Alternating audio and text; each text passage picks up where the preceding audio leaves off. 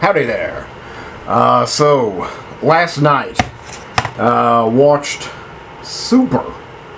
And it was good. I enjoyed it. I'm gonna give it a 6. It's about, this fella here. He has his, wife, kidnapped. Really, she kind of leaves him for somebody very bad, and he just kind of snaps and becomes a superhero, righting the wrongs that he feels are wrong. In a nutshell, that's what it's about. He gets a sidekick, he fights crime, learns some lessons, and that's pretty much what's it all about. Let's see, stars Rainn Wilson, Ellen Page, Liv Tyler, Kevin Bacon, Nathan Fillion. It was written and produced by produced, written, and directed by James Gunn. I believe this is his second film. Pretty sure this is his second film after Slither. I'm not aware of any other things he has done. I'm a big fan of James Gunn. I really enjoyed Slither. I like this. Slither was much better. He's from St. Louis, which is my hometown, so I always like to give it up for the Missouri boys. And yeah, so just a little sentimental vote there. All of the acting is good. It's very weird. It's, I guess in a word, it's uneven. Wild emotional swings here.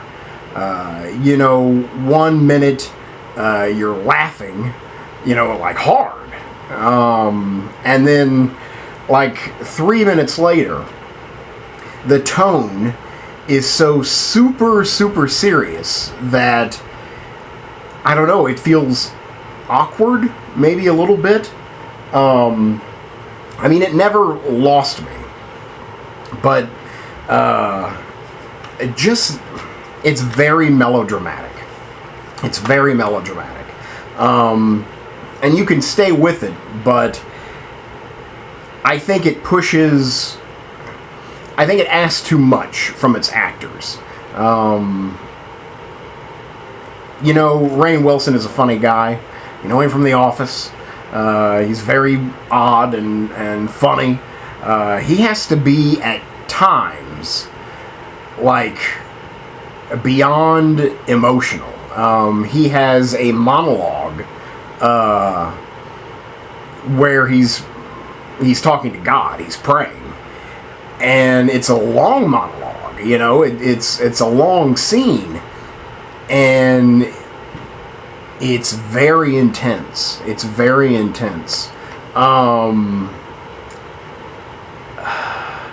And I was thinking that not even some of our greatest, actors, our reputational, dramatic actors, could have, like, pulled that scene off as well as Rainn Wilson did. Just because it seems so awkward for the rest of the film.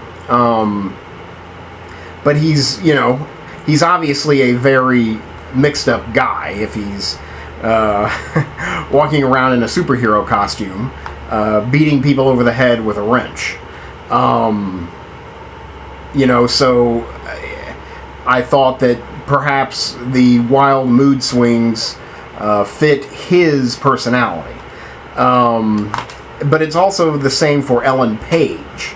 Her character is at times just like whimsical, just a kid,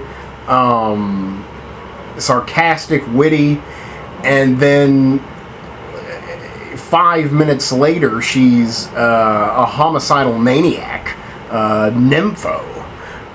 So it's just like, it's all over the place, you know, it's all over the place. So you've got to stick with it. You've got to stick with it. Another thing that I didn't really care for is some of the storylines have no ending.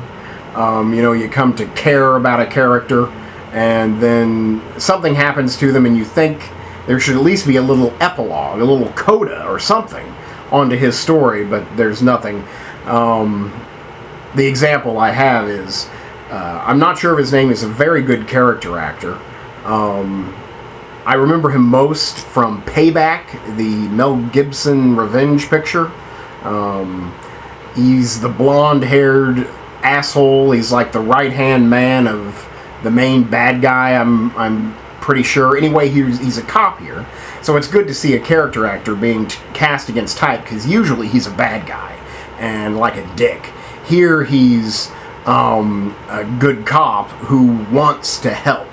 And I come to root for his character. And his character, well, something bad happens to him. But after that bad thing happens to him, we see no other, you know, repercussions for his life. I mean, I don't even know if the Rainn Wilson character, the Crimson, what was his name? Gosh, I've forgotten. What is his name? The Crimson Bolt even, like, knows about his, you know, terrible fate. You know, I just didn't know. There just seemed to be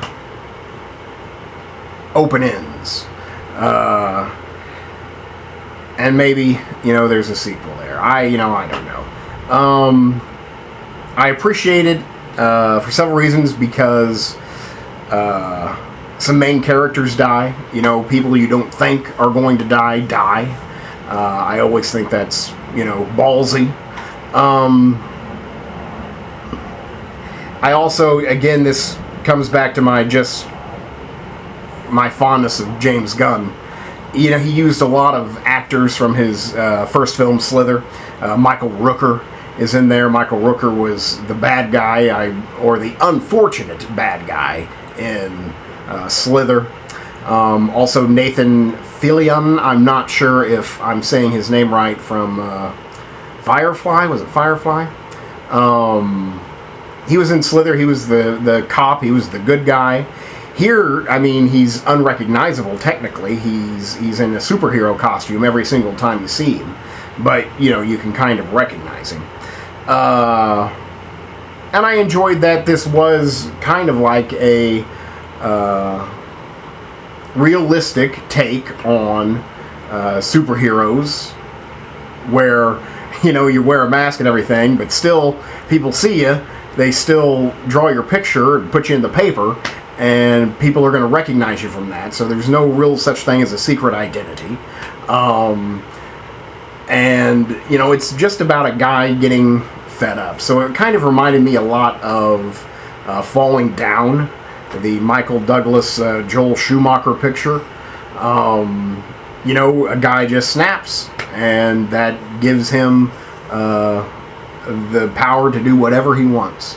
And also here he has like divine hallucinations, divine messages. His brain is literally touched by the finger of God. So then there's just all sorts of weirdness going on here. Lots of weirdness. Kevin Bacon's in here again. Been seeing Kevin Bacon a lot lately. Here he's very good. It just Weasley. I don't really know what else to say. I mean, it was an okay movie. I enjoyed watching it. I laughed here and there, quite heartily. I mean, it is at times very funny. It's at times very weird. It's at times very gory. It's at times action-packed. It's at times incredibly sad. So again, it's just all over the map. So I kind of wish it was more focused, in that way. It's also very sexy at some point. So again, it tries to, in a way, I think, appease everyone. And when you try to appease everyone, the old saying is you end up pleasing no one. But again, I was pleased. I think a 6 is a good rating. I guess it is right on my, if I had to divide it in half between a thumbs up and a thumbs down, the classic thumbs up, thumbs down, I would have to start my thumbs up at 7. I don't know if I can give a thumbs up, a recommendation to a 6 or below. I would say that if you enjoyed Kick-Ass, you would like this. It's not Kick-Ass. Kick-Ass is better. But, it was also a comic book. This is an original idea from Gunn. So, again, we have that singular artistic vision that is completed here. I don't really know what else to say about it. Liv Tyler was okay. I haven't seen Liv Tyler in a while. She was mostly forgettable here. She didn't have much to do. Well, that's about it. It was okay. It was a fine watch.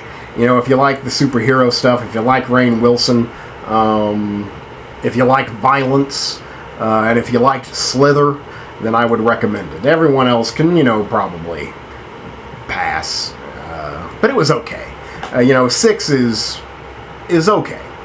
So that's Super, and it's a Super 6. Later.